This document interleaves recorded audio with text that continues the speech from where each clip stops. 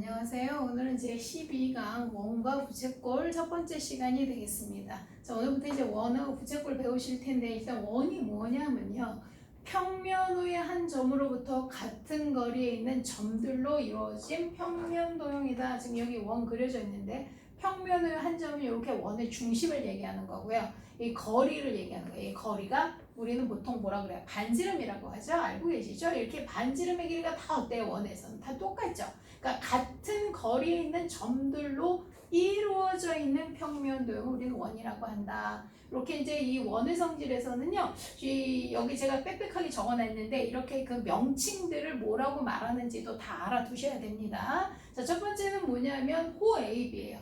호 AB는 원 위의 두 점 AB로부터 나누어지는 원의 일부분. 원 위의 점 AB죠. AB로부터 나누어지는 원이 이렇게 두 부분으로 나눠지잖아요. 이쪽으로도 나눌 수 있고 이쪽으로도 물론 나누어지긴 하지만 일반적으로 우리는 호 AB라고 하면은 기호로 이렇게 위에 진짜 호처럼 써주셔서 호 AB 기호 이렇게 쓰셔야 되는데 작은 쪽 호를 기준으로 합니다. 만약에 이쪽으로 큰 쪽의 호를 말하고 싶을 때 여기다 기호 하나를 더 넣어요. D에서 뭐 여기다 ADB 이렇게 호 이렇게 호 ADB다 이렇게 만약에 여기 D점 같은 거 하나를 놓고 그러면 이렇게 호를 봐달라는 뜻이에요. 그런데 일반적으로 그런 말이 없을 때에는 작은 쪽 원의 일부분을 우리는 호 AB라고 한다. 그림에서 보시면 알 수 있겠죠? 자, 그 다음에 현 CD예요. 현 CD는 원 위에 있는 두 점 CD를 연결한 선분. 원주 위에 있는 두 점 CD를 선분으로 연결하고 이것을 우리는 현 CD라고 하는데요.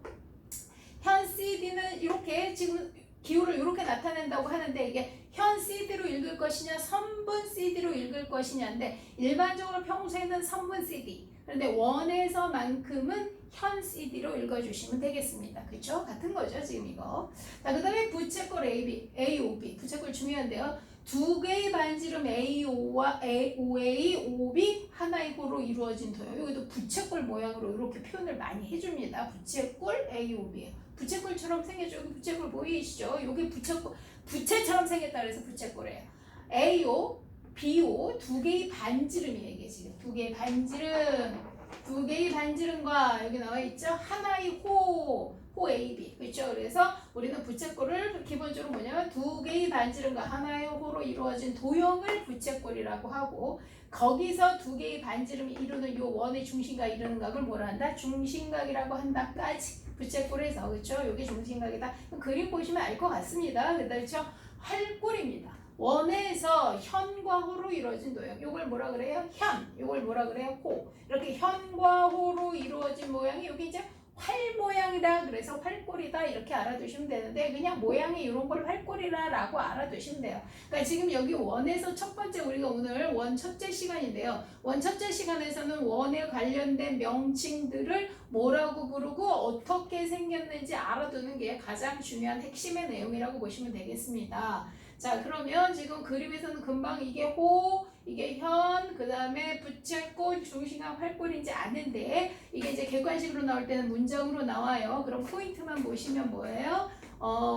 원의 일부분, 그렇죠? 원의 일부분이나 원 동그란 거의 일부분이 호고 그 다음에 뭐 성분 이거 알아두실 것 같고 부채꼴 두 개의 반지름과 하나의 호다 이거 기억하시고 그 다음에 현과 호로 이루어진 걸 활꼴이다라고 이렇게 문장으로도 알아두셔야 됩니다. 참고로 참고로 중요한 거 한번 얘기해 볼게요. 현 중에서 이거 좀 말이 좀 이상한지 한가요? 현 중에서 가장 긴 현을 지름이라 한다. 자, 현이 뭐예요? 원 위에 있는 두 점을 이렇게 선분으로 연결하는 거잖아요. 그 중에서 원의 중심을 지나가는 요것도 현이 된다는 거죠. 이게 현 중에서 가장 길겠죠. 원의 중심을 지나가니까. 그러니까 원의 중심을 지나가는 요 현이 가장 길고 우리는 이거 뭐라고 불러요? 지름이라고 부른다. 그러니까 지름의 뜻은 현 중에 가장 긴 현이다라고까지 알아두셔야 되고 그 다음에 활꼴과 부채꼴이 같아지는 경우가 있다고 합니다. 이 부채꼴이 활꼴하고 똑같이 일치되는 경우가 있는데 어떤 경우냐? 자, 지금 활꼴은 뭐예요? 현과 호로 이루어진 도형이라고 그랬잖아요. 그런데 지금 요게 지금 반원이에요. 반원 제가 지금 반원이라고 했는데 이렇게 반원을 한번 그려보면은 이게 현 중에 가장 긴 현이니까 현과 호로 이루어져 있어서 반원을 우리는 활골이라고 할 수 있을 것이에요. 그런데 원의 중심에서 보시면 이렇게 보면 뭐예요? 반지름이죠. 두 개의 반지름과 하나의 호로 이루어진 도형이라고도 말할 수 있다는 얘기죠. 그래서 우리는 활골과 부채꼴이 같아지는 경우는 이 반원이 되는 경우고 중심각은 180도가 되는 경우다. 이것도 아주 많이 나오는 복이니까 꼭 기억해 주시길 바랍니다. 그런데 이제 원에서 이제 부채꼴의 성질이 있어요. 자, 부채꼴의 성질은 뭐냐면 중심각이 서로 똑같대요. 중심각이 같은 호의 길이가 같다는 거예요. 세 개가 다 하나가로 똑같다는 뜻이 아니에요. 중심각이 같으면 호의 길이는 같다.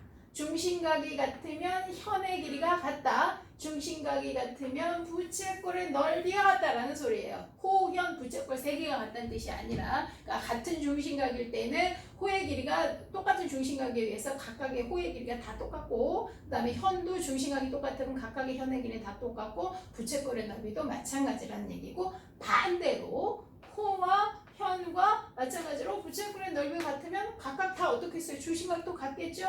길이가 같은 호에 대한 중심각이 같고 길이가 같은 현에 대한 중심각이 같고 부채꼴의 넓이가 같은 두 개의 부채꼴의 넓이가 같은 도형에 대한 중심각의 크기가 같다라는 겁니다. 자, 중요한 거는 여기인데요. 호, 현, 부채꼴의 넓이죠. 호와 부채꼴의 넓이입니다. 호와 부채꼴의 넓이, 이게 아주 오늘 제일 중요한 내용인데요. 또 이번엔 호와 부채꼴의 넓이는 중심각의 크기에 뭐 한다? 정비례한다. 그러니까 호의 길이가 2배, 3배, 4배 되면 중심각도 2배, 3배, 4배. 중심각이 2배, 3배, 4배 되면 호의 길이도 수배, 3배, 4배. 부채꼴의 넓이도 마찬가지죠. 부채꼴의 넓이가 2배, 3배, 4배 되면 중심각도 2배, 3배, 4배. 중심각이 2배, 3배, 4배면 부채꼴의 넓이 2배, 3배, 4배. 곧 무엇을 이용해서? 비례식 몇 대 몇은 몇 대 몇 이렇게 비례식 이용해서 정비례한다는 성질을 이용해서 아마 이 단원에서는 이거에 관련된 문제들을 많이 푸시게 될 겁니다. 자, 또 마지막 현의 길이는 중심각의 크기에 뭐 한다? 정비례하지 않는다. 현의 길이는 중심각의 크기에 정비례하지 않기 때문에 뭐 문제 푸는 건 없습니다. 그냥 정비례하지 않는다. 무엇이 현은 정비례하지 않는다라는 문장만 기억해 주시면 좋을 것 같습니다. 그래서 요거와 관련된 명칭들, 원에 관련된 명칭들, 모양, 그 다음에 대표적인 성질, 특히 정비례하는 것, 정비례하지 않는 것 다시 한번 꼭 확인해 주시길 바랍니다. 수고하셨습니다.